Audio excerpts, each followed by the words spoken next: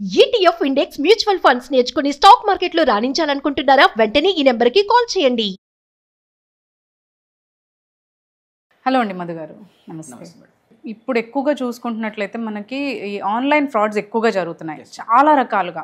Banking through కావచ్చు, ఫిజికల్గా కానీ, అండ్ ఆన్లైన్స్లో కూడా మనకి ఎలా అంటే ఇలా ఓలా, ఊబర్ వాటిలో కూడా వాటి త్రూ కూడా జరుగుతున్నాయి. మళ్ళీ మనకి ఇదేంటి వీడియోలో పోలీస్ వచ్చేసి వాళ్ళ త్రూ కూడా సైబర్ క్రైమ్స్ అనేవి జరుగుతూ ఉన్నాయి.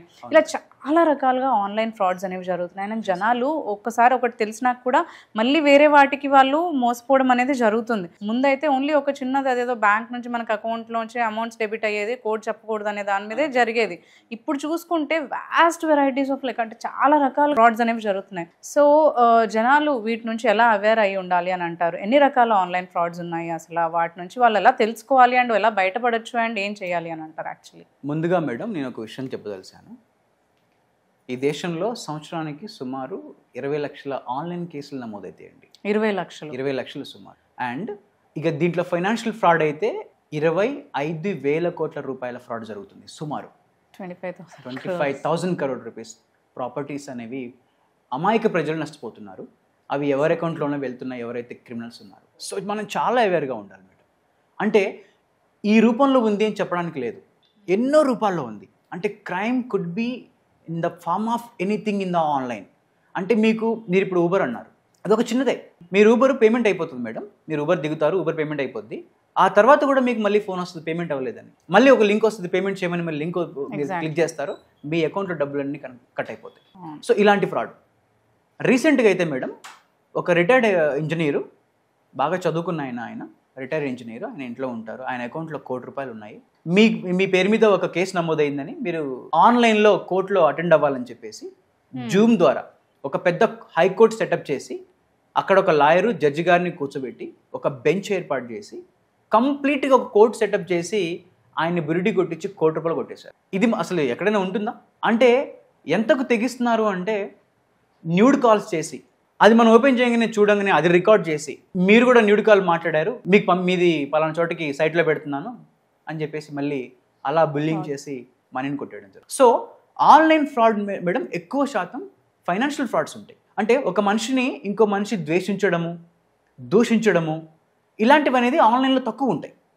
ఇన్ ద సెన్స్ ఉంటుంది, కానీ వాటి ఎఫెక్ట్ ఎక్కువగా ఉంటుంది, ఎందుకంటే వీ డోంట్ కేర్ మచ్. కానీ ఆర్థికంగా నష్టపరిచేటువంటి క్రైమ్స్, ఫ్రాడ్స్ ఆన్లైన్లో ఎక్కువగా జరుగుతున్నాయి. వీటి పట్ల తప్పకుండా ప్రజలు చాలా అవేర్గా ఉండాలి మేడం, చాలా అవేర్గా ఉండాలి. ఇప్పుడు ఇంతకుముందు మీరు చెప్పినట్టు ఓటీపీ అన్నారు, ఎగ్జాక్ట్లీ ఓటీపీ గోల్ అనేది అసలు ఇప్పుడు లేకుండా పోయింది. ఆల్మోస్ట్ ఆల్ దాంతో అవేర్ అయిపోయారు, ఇంకా దానికి మించినవి వచ్చేస్తాయి. ఇప్పుడు ఓటీపీ చెప్పొద్దురా అని చెప్పేసి అందరూ అవేర్ అయిపోయారు. ఇప్పుడు లింక్స్ వస్తున్నాయి. ఎగ్జాంపుల్, మీరు బ్యాంక్లో ఒక చిన్న గోల్డ్ లోన్ అప్లై చేసుకోవడానికి వెళ్తారు. గోల్డ్ లోన్ అప్లై చేసిన తర్వాత మీకు అప్రూవల్ అయిపోయింది అని ఒక మెసేజ్ వస్తుంది. అమ్మయ్య అయిపోయింది కదా, అప్రూవల్ అయిపోయింది కదా అని మెసేజ్ వచ్చిన తర్వాత దాని కింద చిన్న లింక్ ఉంటుంది, రేటింగ్ ఇవ్వమని. క్లిక్ చేస్తారు, కథం ఓపెన్ అవుతుంది, ఒక ఓటీపీ వస్తుంది ఎమ్మటే రేటింగ్ కోసం. ఆ ఓటీపీ క్లిక్ చేస్తారు, అంతే. అంతే. See the thing how they have changed. అంటే మనం లోన్ పెడితే మనకు ఫీడ్బ్యాక్ కోసం జెన్యూన్ అనే అనుకుంటాం. ఆబ్వియస్ గా మనం ఏమనుకుంటాం, then how public should be aware of. అంతే. ఇప్పుడు చిన్నవి చాలా చిన్నగా ఉంటుంది, బ్యాంక్ నుంచే వచ్చింది కదా అనుకుంటాం. ఆబ్వియస్ గా బ్యాంక్ నుంచి వచ్చినట్టే ఉంటుంది. మీరు కరెక్ట్ గా అబ్జర్వ్ చేస్తే మనకు లోన్ అప్రూవ్ అయిన టైము, బ్యాంక్ నుంచి వచ్చిన టైము, అదంతా కూడా ఒకే టైప్ ఆఫ్ మెసేజ్ ఉంటుంది. అది ఆ టెక్స్టింగ్ కూడా అలాగే ఉంటుంది. సో మనం చూస్తూ ఉన్నాం, ఇవి కూడా మెసేజెస్, ఒక పర్సనల్ లోన్ మీకు so and so amount sanction అయింది, లింక్ క్లిక్ చేస్తే మీకు క్రెడిట్ అయిపోతుంది అని కూడా పంపిస్తున్నారు కదా. అంతే. మీకు పర్సనల్ లోన్ శాంక్షన్ అయింది, లింక్ క్లిక్ చేయండి, మీ అకౌంట్ డబ్బులు వస్తాయి అంటాం. 20 lakhs సంథింగ్ అన్ని పంపిస్తుంటాయి. మనం ఏం చేయాలి అంటే అలాంటప్పుడు అవేర్ అవ్వాలి. అసలు నేను ఎప్పుడు అప్లై చేశాను, ఏ బ్యాంక్ అయినా మీరు నేరుగా వెళ్లకుండా మీకు లోన్ ఇవ్వదు. కొన్ని లోన్ యాప్స్ ఉన్నాయి, అవి ఇస్తాయి. అవి తీసుకుంటే వాటి రేట్ ఆఫ్ ఇంట్రెస్ట్ ఎలా ఉంటుంది అనేది అందరికీ తెలిసిన విషయమే.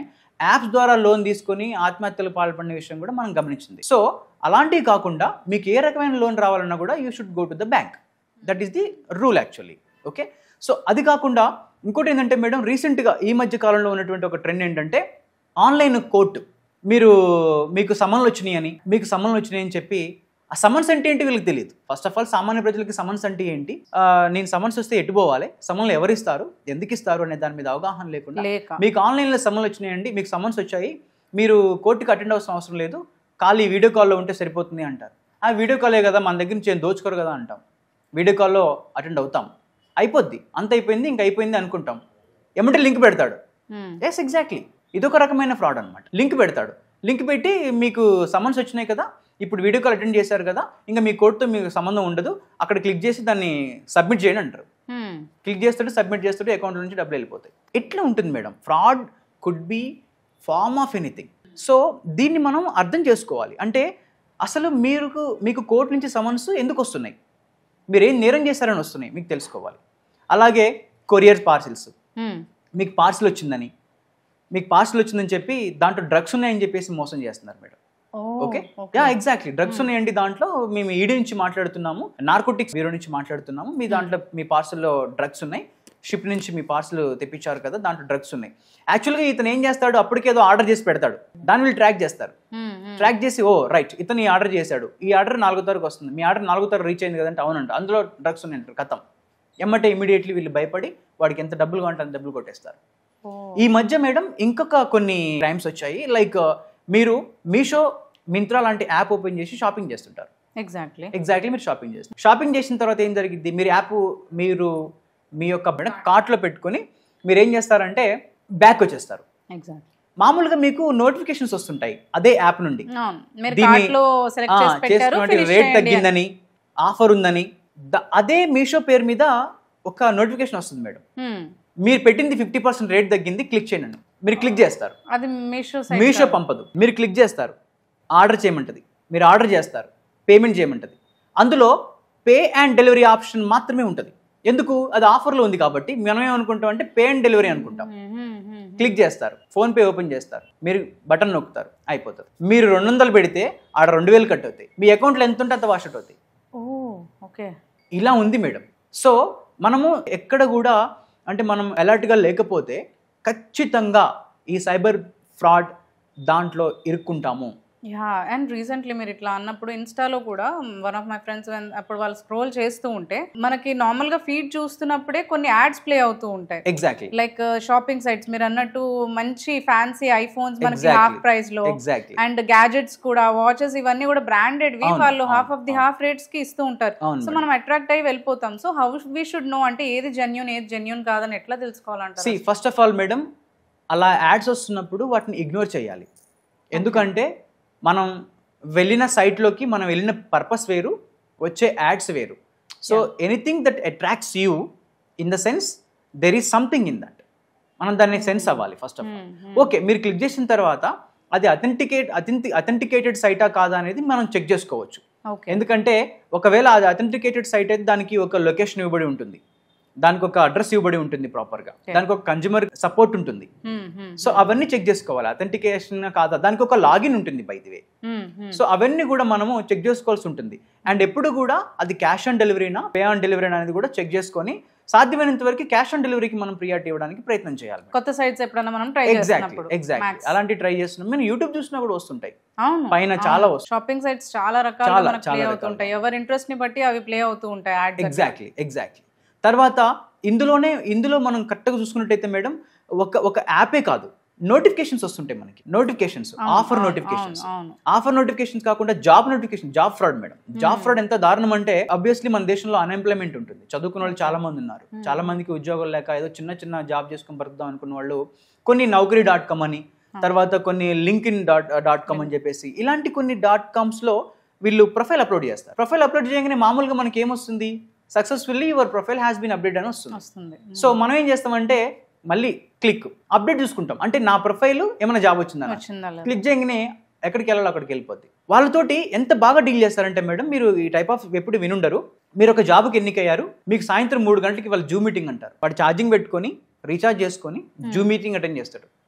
మళ్ళీ పలానా తారీఖు మళ్ళీ 4 గంటలకు జూమ్ మీటింగ్ అంటారు. అందులో ఒక 4 5 కూర్చోబెట్టి ఆ సెషన్స్ అంతా కండక్ట్ చేస్తారు, కొన్ని విషయాలు చెప్తారు, ఆన్లైన్లో ఎలా చేయాలి, టాపిక్ ఎంచుకుంటారు, అక్కడ ఆ టాపిక్ మీద మాట్లాడి మీకు ఇంక అయిపోయింది, ఎవరెవరు రిజిస్టర్ అయ్యారు, 100 మంది రిజిస్టర్ అయ్యారు, అందులో 2-3 రిజిస్టర్ అయినా కూడా ఆ జూమ్లో 100 మంది వచ్చే విధంగా ఒక సాఫ్ట్వేర్ క్రియేట్ చేస్తారు. మనందరం ఏమనుకుంటామంటే 500 మంది ఉన్నారు ఈ జూమ్ మీటింగ్లో నాతో పాటు, వీళ్ళందరికీ నౌకరీ నాకు ఇస్తారేమో అని చెప్పేసి మనం శ్రద్ధగా విని ఆ 2 రోజులు ట్రైనింగ్ అటెండ్ అవుతాం. అదొక వర్క్షాప్గా వాళ్ళు భావిస్తారనమాట. ఆ వర్క్షాప్ అని చెప్తారు, మనం నిజమే అనుకుంటాం.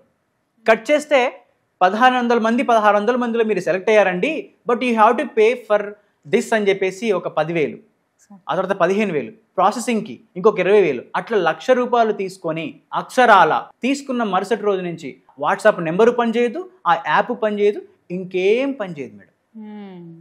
అంటే మనుషుల యొక్క అవసరాలను ఎలా వీళ్ళు మలుచుకుంటారనేది మనం గమనించవలసిన అవసరం ఎంతకైనా ఉంటుంది. ఎందుకంటే పిలిచి ఇప్పుడు జాబ్ ఇచ్చేవాళ్ళు ఎవరు డబ్బులు తీసుకోరండి. జాబ్ ఇచ్చేదే పని చేయించుకొని మనకు తిరిగి డబ్బులు ఇవ్వడానికి. ఈ మినిమం కామన్ సెన్స్ని మనం అర్థం చేసుకోవాల్సి ఉంటుంది. సో ఈ విషయంలో కూడా చాలా అవేర్గా ఉండాలి మేడం.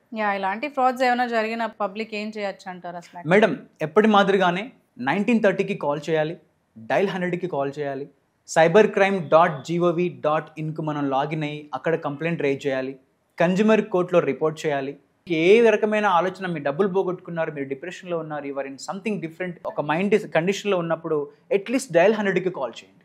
మీకు నలుగురికి అట్లీస్ట్ షేర్ చేయండి. మీ ఫ్రెండ్స్కి ఒక నలుగురికి షేర్ చేస్తే అందులో ఎవరో ఒకరు మేము పిక్ చేసుకొని అరే మనం పోలీస్ స్టేషన్కి అని చెప్పేసి ఒక సపోర్ట్గా ఉంటుంది. అంటే ఫస్ట్ మనం భయపడతాం మేడం. ఆన్లైన్ బెట్టింగ్ యాప్ ఆడినా, ఆన్లైన్ గేమ్స్ ఆడినా, ఆన్లైన్ నౌకరీ.comకి వెళ్ళి అప్లై చేసినా, ఇలాంటివి ఆన్లైన్లో జరిగితే నా తప్పిదం జరిగిందని అనుకుంటాం తప్ప ఎవరో నన్ను మోసం చేశారు, నేను మోసపోయాను అని మనం గ్రహించాం. ఫస్ట్ ఆఫ్ ఆల్ సాధ్యమైనంత వరకు ఇది నేను చేసిందే కదా, నన్ను ఏమనుకుంటారో, ఇంట్లో వాళ్ళు తిడతారనో అని ఇలా మనం రకరకాలుగా ఇబ్బంది పడతాం. అసలు మీరు ఇబ్బంది పడొద్దు, ప్రతి దానికి వే ఉంటుంది. అండ్ నేనేమంటాను అంటే మేడం, ఇలాంటి ఫ్రాడ్ జరిగినప్పుడు సాధ్యమైనంత వరకు గంటన్నర లోపు, ఒక హాఫ్ అన్ అవర్ లోపు ఇమ్మీడియట్లీ మీరు పోలీస్కి రీచ్ అవ్వగలిగితే మీకు తప్పకుండా హెల్ప్ చేస్తారు. అవతల వాళ్ళ అకౌంట్ బ్లాక్ చేసి, బికాజ్ ఎందుకంటే ఏ ట్రాన్సాక్షన్ అయినా అకౌంట్ లేకుండా జరగదు madam. It could be a fake account, but there must be a bank account, right? So అట్లా మనం దీన్ని నివారించవచ్చు. థ్యాంక్ యూ అండి. థ్యాంక్ యూ మధు గారు for sharing all this information. Thank you so much madam. Thank you.